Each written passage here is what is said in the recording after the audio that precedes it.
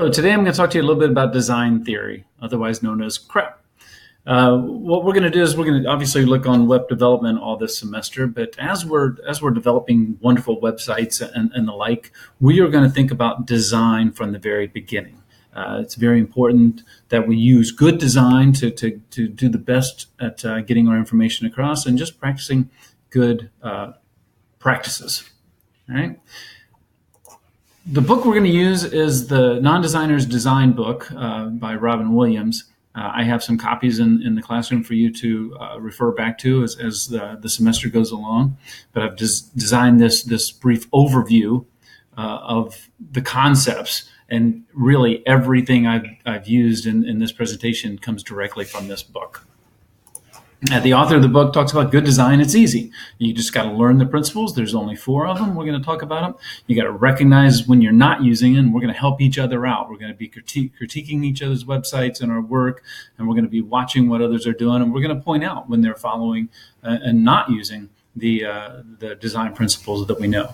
And then just apply the principles. You'll be amazed at what you can accomplish. As I said, the acronym we're going to use is CREP. And we're going to talk about contrast, repetition, alignment, and proximity. That's it. We're going to do a little bit more detail of the 4 of these in this presentation, but we're going to continue to hit them throughout the semester and improve our ability to implement these principles. First one we're going to talk about is proximity. Proximity is just really how close things are together. So if we put objects on a website or objects on a presentation, and we just randomly place them around the page, they really don't have any meaning. We don't know. Are they related? Are they not? But once we put those 2 elements together, the physical closeness implies a relationship. We can make a conjecture about these 2 things being related, and that makes sense for us. All right. And we're going to look at one example here. We're going to use it throughout the presentation. This is a business card. Here it is. Obviously, there's some information on this card. But as you look, just what does your eye do? How many elements? As you scan the card, how many times does your eye stop scanning? Where do you start? Where should you stop? What is emphasized? What do you gain from this? All right. But now we add one more element to it. We'll add another bold. Once again, where do you start? Where do you end? What's important? What's related? Right? What do you think? And give some kids a little time to think that through. And then let's just do a little bit. Let's just use proximity. There it is. We'll just put things that are related. The title or the store, I guess, and the owner of the store together. And then the information, the contact information at the bottom of the sheet. So the proximity, it reduces the elements, the number of elements that the user has to take in or connect. So basically, the things that are intellectually connected should also be visually connected, and it helps get your message across. Okay, and now let's train your designer eye. So let's just look at these 2 slides or these 2 web pages, these 2 pieces of information. And it doesn't even matter. I know this is kind of blurry, but it shouldn't even matter that we can read it or not. In fact, that's one technique you may use later, is go ahead and squint and not even read the content, but even as you squint, is it clear to you the related elements? Obviously, the one on the left is just a bunch of information, but the one on the right, we now know very clearly this is a club and this is the schedule of the times they meet. And we see that there are 3 different meetings or 3 different events. And then further as we dig in, I'm pretty sure at the bottom it'll tell you the time and date. And then at the very bottom of the slide gives you the contact information. So what tools are being used here? What elements are being used as far as proximity goes to make this a more effective and informative slide or presentation? So in general, proximity is the physical closeness implies a relationship.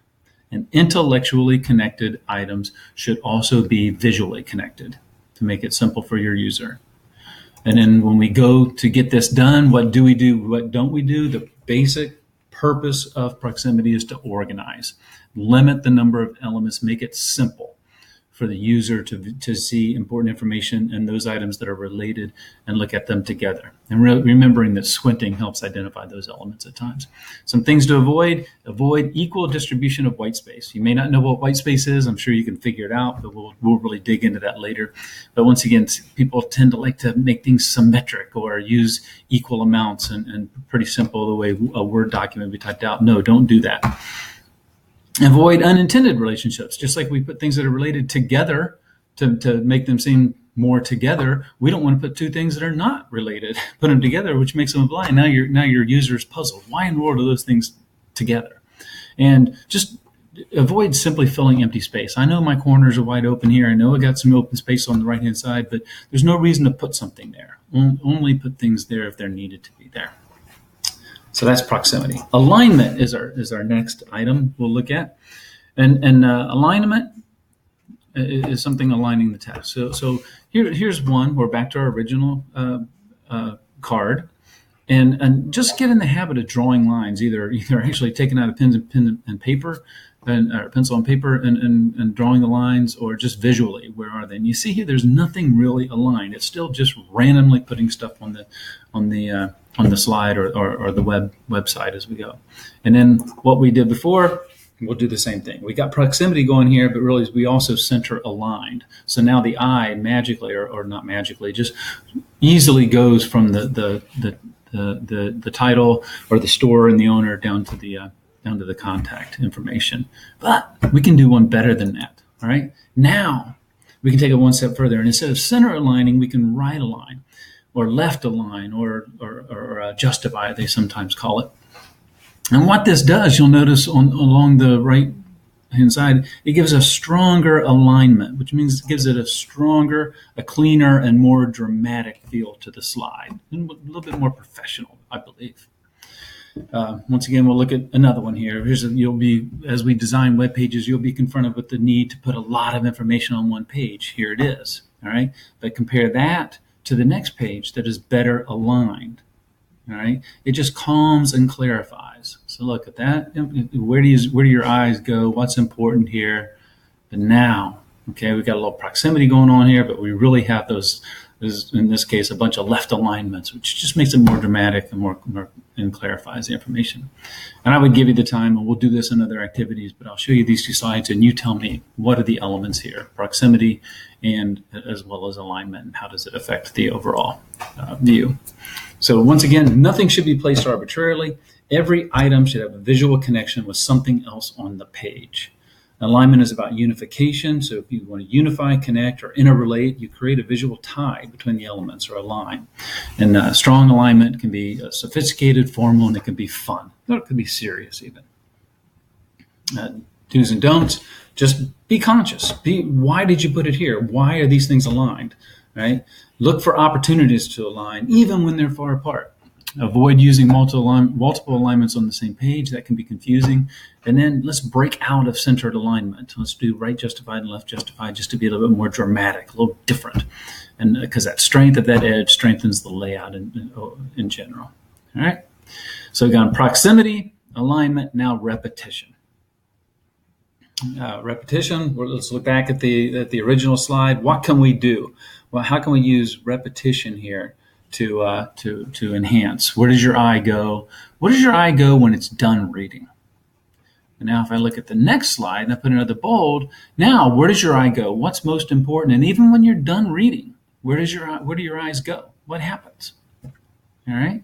So that repetition creates a continuity, right? And it creates a focus, and it helps take that it just calms and clarifies once again for the user. I'll let you look at these two slides.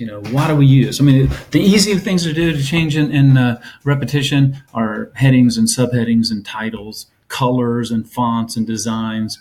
So once again, when you're looking here, what are the repetitive elements that are presented here, and and how does that increase the effectiveness of the slide? What's important here? And I would give the students time to talk about that. So when we talk about repetition, the purpose is to unify and add visual interest. So don't underestimate the power of repetition. Something simple like this can be visually interesting, and it'll, the things that are more visually interesting are more likely to be read. The do's and don'ts. The repetition is consistency. When you find a consistent element, make it a conscious graphic design element. And even consider adding elements just for the sole purpose of being able to use it to create that repetition, especially over page by, multiple pages. You will go from one page to the next. How do you let the user know that they're still at the basic overall website? Avoid overwhelming or annoying repetition. The example I was given was the in the book. He talks about, a lady can have a black dress and put red purse and red shoes to highlight or add to it. But once she adds to it, a red belt and a red scarf and bright red hair and red lipstick and a red hat and a red umbrella and all that, now and change that black into a red dress, now you're just overwhelming and you're just annoying the user. And try not to. Repetition is good, but don't do things that distract from the message. Okay. The last thing we'll talk about is contrast. And once again, we go right to the slides. And here's the deal. Just by looking, here's two resumes. Which one of these two resumes are you more likely to read? So contrast. Let's separate separate elements. And if you want them to be different, don't just make them a little bit different. Make them really different. Use contrast. Use that bold red, that bold color, that bold, that kind of thing. Make it just go. If you're going to do it, do it.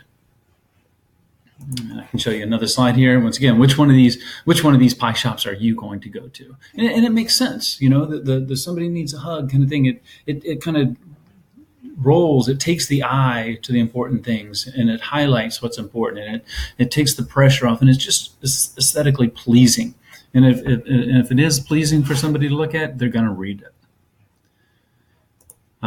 Once again, and to gain contrast, you put contrast on the page just to draw your eyes to it. And we like that. We like contrast. We don't want to look at the same white and black every time, just like my slides. You want to create interest and organize, and you want to understand the organization and the logic of flow and help the user to see those things. And how do you do it? You change the typeface, the colors, the shapes, the sizes, the space, and you just have fun. And once again, if you intend to contrast, don't just do it a little, no black and brown.